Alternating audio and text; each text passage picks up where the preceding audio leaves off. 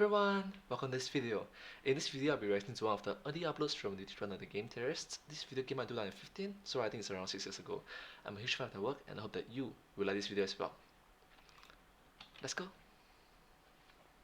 MOBAs, multiplayer online battle arena games. 3 lanes, 10 players, one big game of Capture the Castle. From the genre's humble beginnings back in 1998 as a mod for StarCraft, it has exploded in the past 6 years, spawning a billion-dollar business and an avid esports following where millions of dollars are given away in cash and prizes every year. And of these games, 2 reign supreme: League of Legends and DOTA. They're going to do a DeadLock debate about DOTA and League of Legends.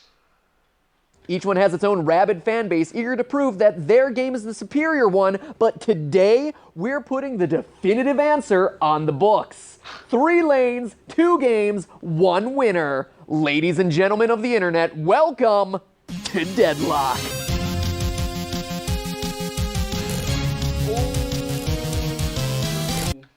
Oh my gosh, oh my gosh.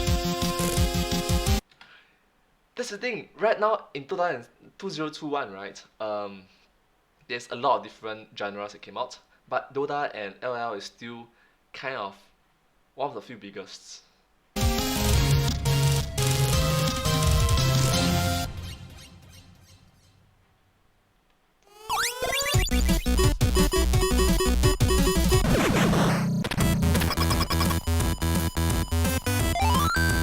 Prepare to get wrecked! It's about to get Darude in here.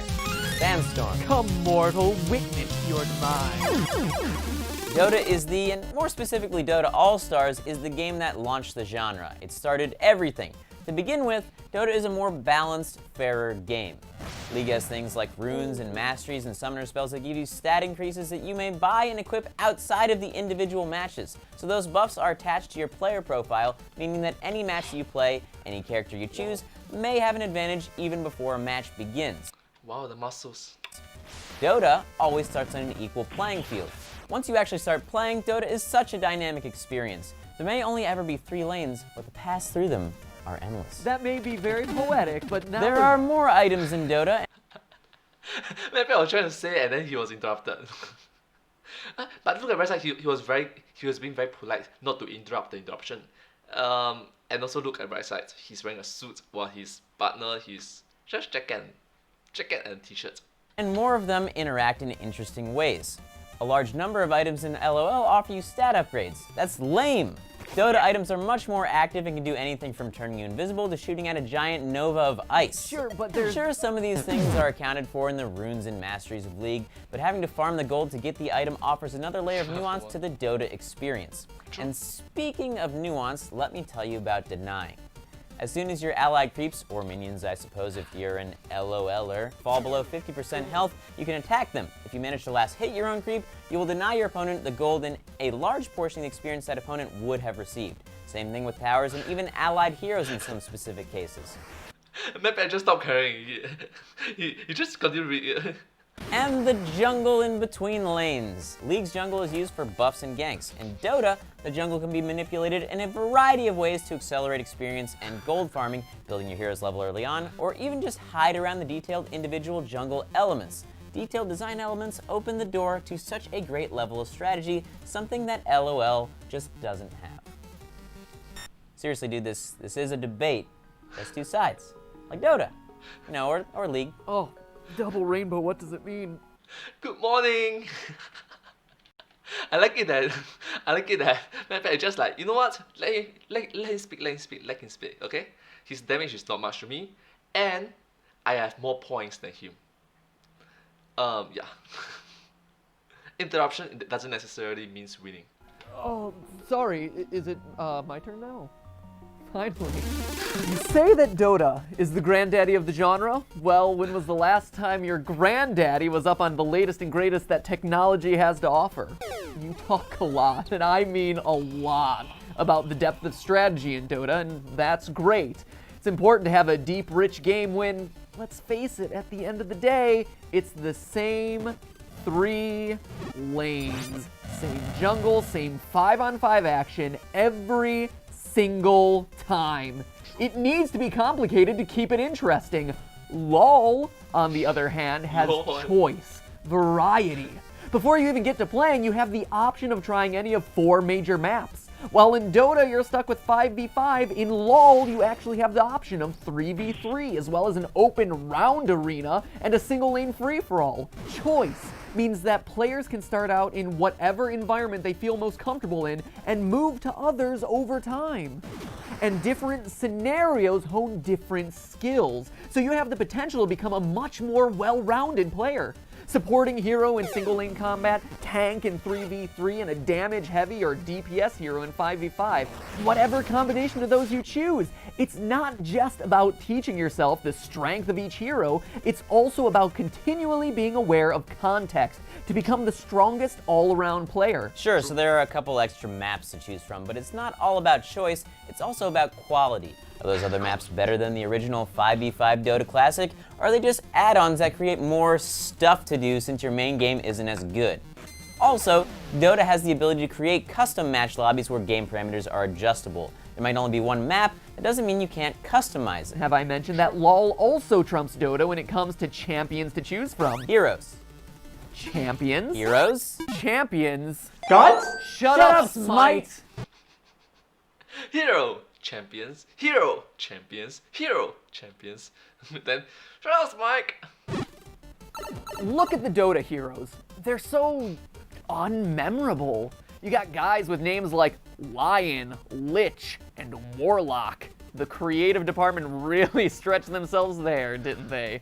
And what about the designs themselves? You've got, Spider, Nature Girl with magic, Nature Girl with bow, Cold Girl monsters. Honestly, none of these designs stand out. They're just kind of bland. But just scroll through the LoL roster, and without knowing anything about the champions, you got Mummy Kid, Lilo and Stitch, Sam Fisher, Evil Scarecrow, Ent, Sonic the Hedgehog, and Girl with a Flaming Teddy Bear. That's true, that's true, that's true, that's true, that's true.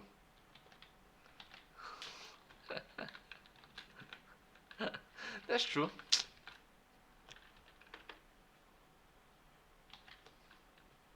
These guys are guys with personality. And because the game is a little more tongue-in-cheek, you can have more flexibility with pop culture references and goofy skins like Gentleman Cho'Gath or Broloff. But Dota has serious characters for a serious game, and it respects its lore and its fans enough to take itself seriously and not dumb its characters down. Dota also leaves the door open for community members to model and create their own items, which means that players have a level of control that LOL can't match. Yeah, but why does that even matter? Great. Your characters are super rich, detailed, realistic, but at the end of the day, you're zoomed out on the battlefield and your epic character looks like a cartoony G.I. Joe swinging his sword every 1.2 seconds. It's goofy! I'm sorry! If Dota had a low-angled camera in the third person like Smite does... Yay! Shut up, Smite! All that rich detail would be awesome to have. Oh my gosh. I'm so sorry, Mike. My apologies. But as it stands, the seriousness of the characters and the design just don't match the aesthetics of the game. LoL strikes a better balance of matching the tone to the visual and gameplay style. It realizes that the graphics aren't the greatest, that the perspective is zoomed out, and that the battles aren't all that realistic. So a more cartoonish sensibility just makes sense. That is where you're wrong, though. The detail is noticed and appreciated. Dota's business model is based on them. Not to mention the absolutely gorgeous particle effects on the characters' abilities. It's like watching a Hollywood production versus a Saturday morning cartoon. Fine, let's say that you prefer LOL's aesthetic, and I kind of feel like I need a shower just saying that. That doesn't make them good. A pretty game still has to be playable, and League's heroes, sorry, champions, just aren't as well balanced for use as part of a competitive lineup.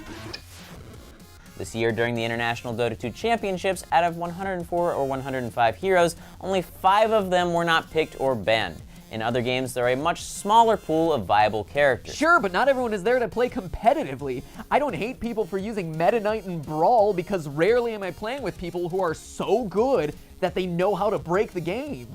Fair enough, but even as a casual player, you would hate it if your favorite character wasn't available, right? Like if you prefer Zero Suit Samus and she's not able to be selected. Absolutely. That's League of Legends. No, it's not. You can play as anyone. Yeah, on the random week the champion rotation decides to promote that character in between yet another round of Garen, Ashe, and Annie, you only get 10 free champions every week. Sorry, but that just sucks. In Dota, all the heroes are free all the time. You say sucks. I say encourages you to break out of your comfort zone and try new characters. There Oh, verbal judo. Seismic. are over 100 after all, and humans have a psychological tendency to stick with what they know. In a lecture hall filled with hundreds of seats, you sit in the same one every day despite being able to choose anyone you want. It's because people are afraid of change. Yes, humans are habitual creatures. So if you do this yesterday, you'll probably do it tomorrow, or the next day, the day after that, you know. LoL forces you to try the whole roster. Don't try to use your science on me, MatPat. If I'm training to get good with a specific character, I need to be able to play with that character, not hope that the wheel of free champions over at Riot lands on my Urgot that week. Well, if you like the character so much, why don't you... Marry it? Is that what you're gonna say? No, that's not what I was gonna say at all. I was gonna say, why don't you buy it? I shouldn't have to buy it. And, in the interest of experimenting, LoL has a practice mode where I can suck at Nunu all day long without feeling the guilt of my team calling me a feeder.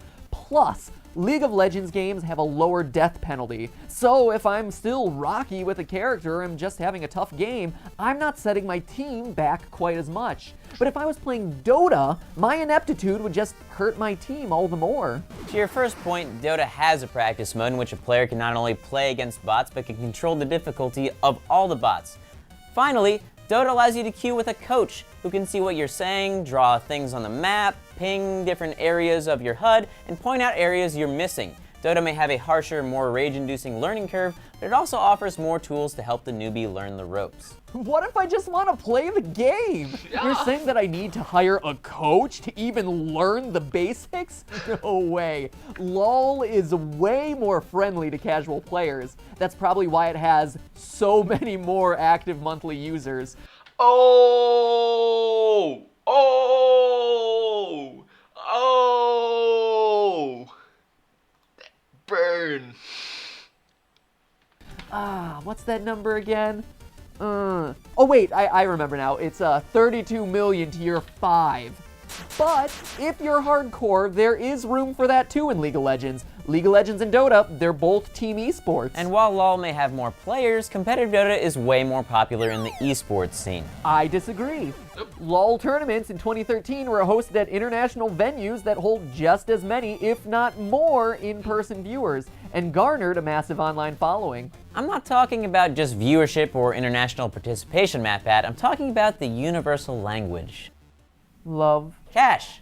Prizola, the quiche. I grant you, the LOL tournament prizes have been climbing in recent years, but the 2014 prize pool for Dota's World Championships climbed to almost $11 million. You forget, though, that Dota is basically kickstarting that entire prize pool by offering players in-game incentives like skin and sound effects for donating to the prize. It's no wonder the pot is so massive. And besides, the size of the prize pool says nothing about which game is best. Being the best has to do with what the game has to offer, the mechanics, and the player experience. Okay, then let's finish this up with the player experience.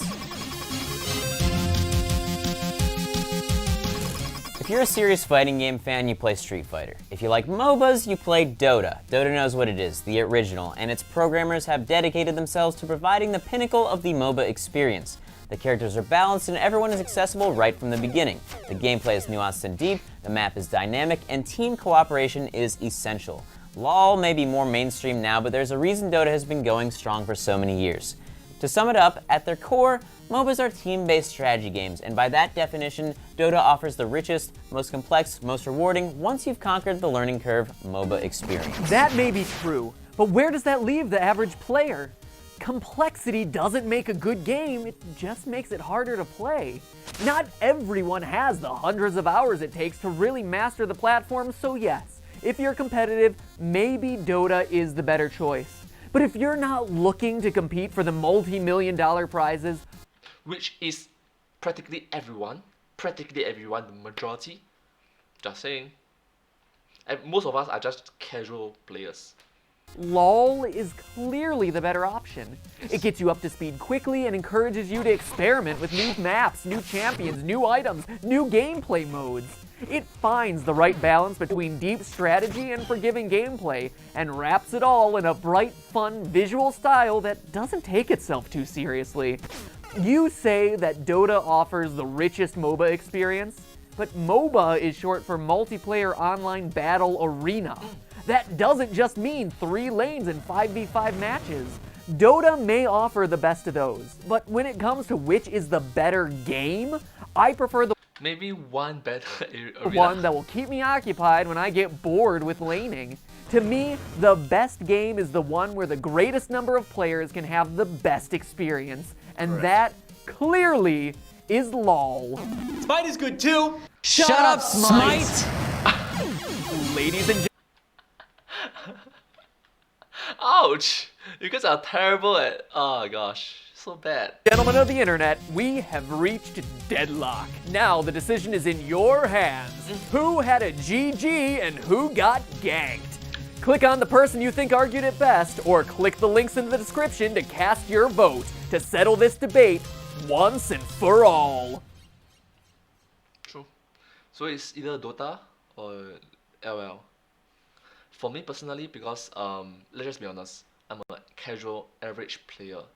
So similar to mostly everyone, I'll just play LL instead of Dota. Dota requires too much learning curve. I'm weak, I'm noob, I'm lousy, I am not good. And LL proficiently sufficient for that. So yeah. Thank you so much for watching this video. If you do like this video, please consider to like, share and subscribe to my channel, and comment down below if you have anything to share with us. Thank you so much. The video that I just reacted to is a YouTube video from the YouTube channel The Game Theorists. Their videos are amazing, do check them out. And yeah, and remember, wait, did they do it?